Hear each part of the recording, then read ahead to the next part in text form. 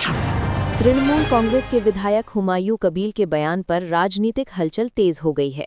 इसी क्रम में कांग्रेस के वरिष्ठ नेता संदीप दीक्षित ने प्रतिक्रिया देते हुए कहा कि मस्जिद के निर्माण को लेकर जो भी निर्णय लिया गया था उसकी जानकारी उसी समय संबंधित लोगों को थी। उन्होंने कहा, जिसने भी मस्जिद बनाई थी वे जानते थे कि क्यों बनाई थी।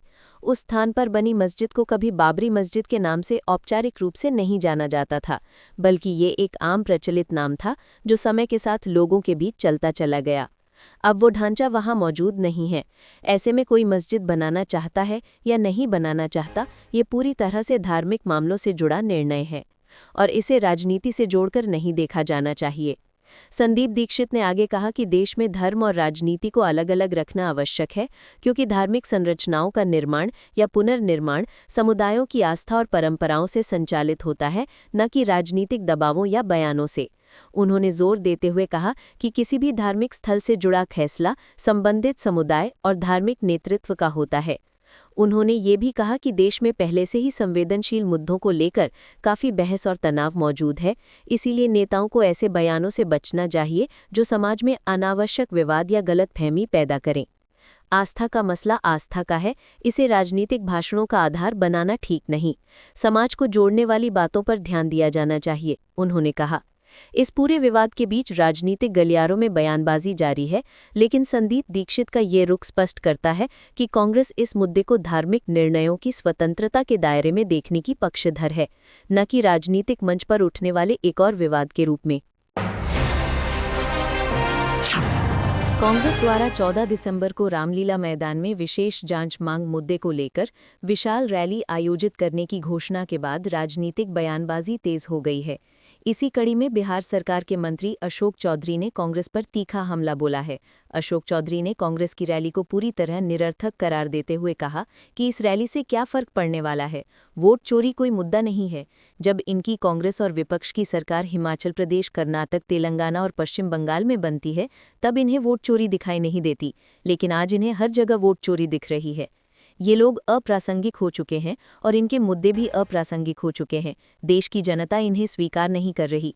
उन्होंने आगे कहा कि कांग्रेस को जनता को संबोधित करने के लिए रामलीला मैदान में भीड़ जुटाने के बजाय आत्मविश्लेषण करना चाहिए।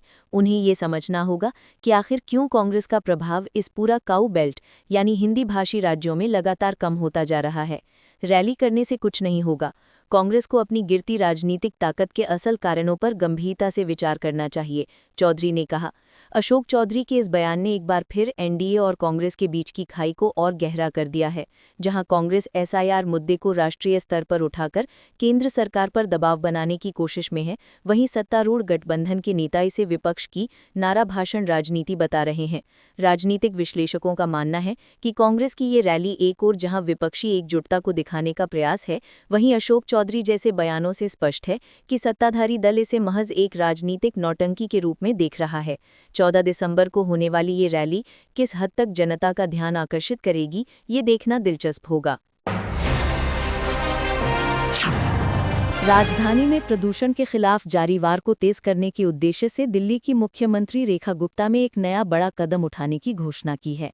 उन्होंने कहा कि दिल्ली में वायु गुणवत्ता को खराब करने वाले स्रोतों में कोयले और लकड़ी का जलना भी शामिल है और सरकार इसे कम करने की दिशा में सक्रिय रूप से काम कर रही है।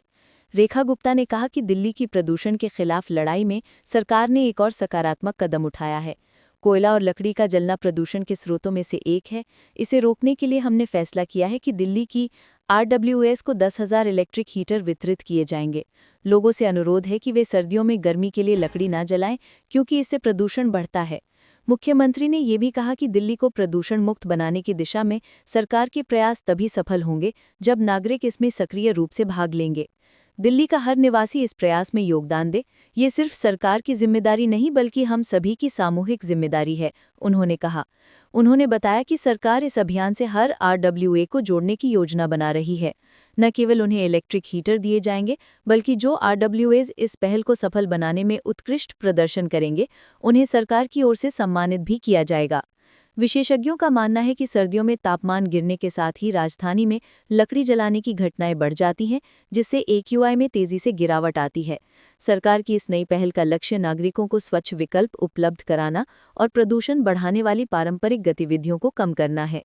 दिल्ली सरकार की इस घोषणा के बाद अब निगाहें इस बात पर होंगी कि आरडब्ल्यूएस इस योजना को ज़मीनी स्तर पर कितनी प्रभावी तरह लागू कर पाती हैं और क्या ये कदम सर्दियों के मौसम में प्रदूषण स्तर में वास्तविक सुधार ला पाएगा।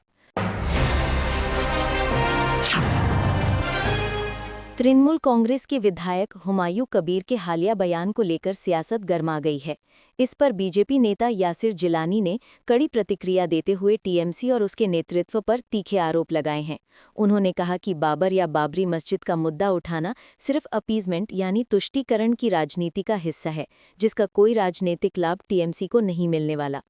यासिर जिलानी ने कहा, बाबर के प्रशंसक हमेशा बाबरी की बात करेंगे, उन्हें ये नहीं पता कि बाबर और बाबरी दोनों अब इतिहास है और ऐसा इतिहास दोहराया नहीं जा सकता।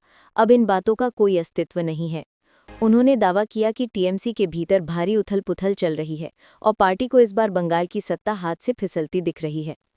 टीएमसी के अंदर भगदड़ मची हुई है। उन्हें पता है कि इस बार ममता बनर्जी की सरकार गिर रही है। उनके नेता, उनके विधायक और उनके शीर्ष प्रवक्ता all are champions of polarization politics. ये लोग सिर्फ तुष्टीकरण की राजनीति करना जानते हैं। जिलानी ने सवाल उठाया कि क्या भारत में कोई फिर से बाबरी मस्जिद जैसा मामला खड़ा कर सकता है। उन्होंने कहा कि क्या भारत में कोई फिर से बाबरी उठाकर नया विवाद खड़ा कर सकता है। ऐसा होना असंभव है। ये सिर्फ एक तुष्टीकरण की राजनीति है जिसका उन्हें कोई फायदा मिलने वाला नहीं है। उन्होंने आरोप लगाया कि टीएमसी इस तरह के बयानों के जरिए अपनी गिरती राजनीतिक जमीन को बचाने की कोशिश कर रही है, लेकिन जनता अब ऐसी राजनीति को समझ चुकी है और उसे स्वीकार करने को तैयार नहीं। राजनीतिक विश्लेषकों के अनुसार बंगाल चुनाव नजदीक आते ही दोनों दलों में बयानबाजी तेज हो गई है। हुमायूं कबीर के बयान से शुरू हुआ विवाद अब केंद्र और राज्य दोनों स्तरों पर राजनीतिक टकराव का विषय बन गया है। आपको यह वीडियो पसंद आया हो तो इसे लाइक करें, हमारे चैनल को सब्सक्राइब करें।